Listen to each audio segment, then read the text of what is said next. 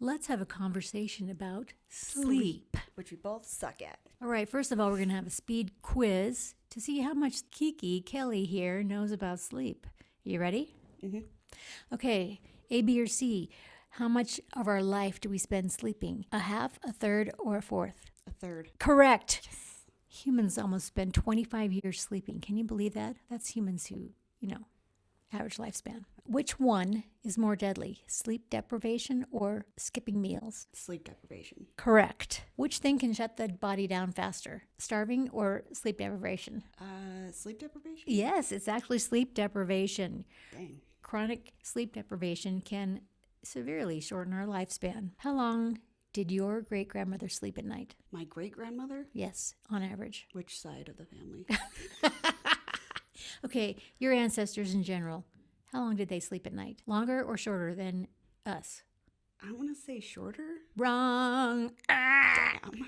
They slept longer, an average of 9 hours a night. Is it because they slept with the They slept sun? with the sun, Yeah, exactly. Okay.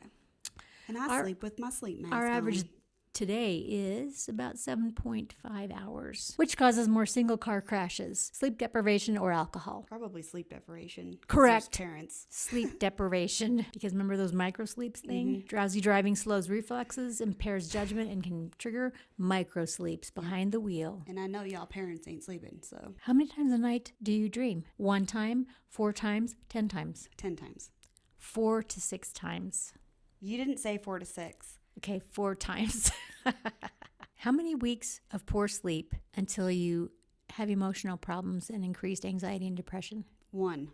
Correct. 1 week of sleep can cause that. If you're a sleepwalker, what portion of the night does that occur in? The first third, the second third, or the third third? The first? Correct. Because that's First- your lightest sleep, right? First third of the night, you're going to be Sleepwalking. sleepwalking. You can sleepwalk, talk, eat, several things that are disturbing. Does your core temperature drop or raise to initiate sleep? Well, it depends on if you have perimenopause, menopause, or no menopause. But it usually lowers. Right. But then I have a night sweat and it raises and then I freeze. You're a freak and so am I. So yes, the average core temperature, well, your body's core temperature needs to drop in order to sleep. Why is that? Because all of your energy is going towards your core organs to make any repairs or adjustments during the night. Do carbs make you sleepy or do they worsen your snoring? Both? Wrong. Carbs make you sleepy. Does alcohol make you sleepy or does it worsen your snoring? It makes you sleepy, but not in a good way. It also worsens your snoring. Yikes. Both things. That's because it dries out your everything. Our lifestyle choices directly affect how we sleep. How many hours of sleep do new parents get on average during the child's first 2 years? I don't know, but from what I've observed, very little. Average is 2 to 2.5 hours. Like 2 hours? And they, on average, lose 6 months of sleep. That's bad, you guys. That's really bad.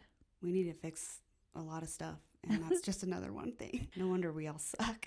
How do kids react differently than us to sleep deprivation? Well, their bodies are growing a lot more rapidly and their brains are developing, so I would assume that's terrible for their development. But what is the behavior? Like, I don't if think you're it's sleep deprived, you might behave a certain way as an adult. How is it different in children? I don't think it's any different. I just think we are able to sometimes control ourselves better, but they're just going to be dysregulated and throw tantrums and be ornery and Well, that may be true, but children can exhibit symptoms like ADHD. As people age, do they get more or less insomnia? more. Correct. As people age, who gets more insomnia? Men or women? Women? Correct. Because we get everything worse. What is the percentage of married couples who sleep separately because of snoring? Probably should be more, and women should stand up for themselves and sleep in another room, but I don't know. Thank you, Madam Feminist. What is the actual number, the percentage? 50%. No, 25%. You can still love each other and sleep in separate beds or demand a CPAP, okay? Or demand a uvula reduction. Yes. At least, at the very least, you can demand some earplugs. How many Americans suffer from sleep disorders? 1 million, 70 million, 100 million? I'm going to say 100 million. 70 million is the correct answer. How do you feel after not sleeping well? Terrible. And my whole family will tell you that I am when I don't sleep. I just don't function. I'm awful, and I'm sorry. Drag, and I have no motivation, and I don't want to do anything, and feel like everything goes to hell when I don't sleep. Yeah, how about you? Well, everything that you just said also happens to me. Plus, my balance and mobility go down the toilet. So, what is the science behind what is happening when you're sleeping? Well, as far as I'm aware, you need to sleep so that your body, like we talked about, healing anything that needs to be healed and reprocessing, but then mentally, you're kind of reprocessing your day. I don't know how to explain it in all the science words, but putting things on the shelf and processing events that happened and things that you learned and all that stuff so you can wake up refreshed the next day. I'm sure you have more science to back that up. Well, you're absolutely right in everything you said. However, a lot of people, when you just think of it on the face of it, you'd think that sleep is a passive activity, right? Because you're just laying there, right? It's not passive at all. Your body is working in every single system to repair, to organize, to boost. And so it's something that's so vital. It's no wonder that things go to hell in a handbasket if we don't get enough sleep. All right, so how good is your sleep overall? It's improving, but I have struggled with sleep my whole life due to several factors. But yeah, how about you? I already know the answer to this. Your sleep sucks, man.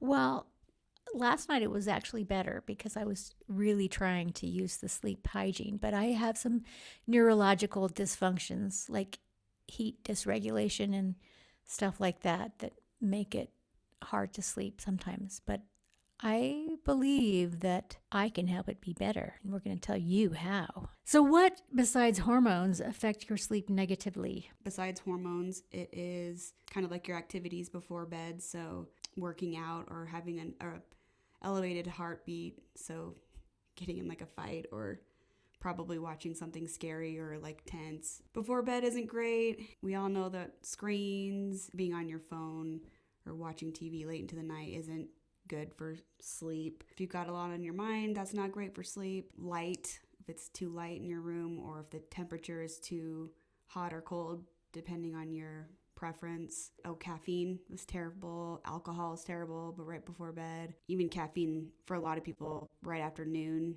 is terrible. So what did I miss? Anything that I missed? Well, I think you got most of it. So basically, we need to think this way. Our body is supposed to be relaxing and closing down operations for the day. So anything that is a stimulant, whether it's something we take into our body or an activity, anything that stimulates us is a no-no. Anything that causes our body functions to start going, like our digestive system, like if we ate a big meal or if we exercise vigorously, anything like that is a no-no. So just think about anything that's going to not let my body go into a state of rest. That's something that we should not do.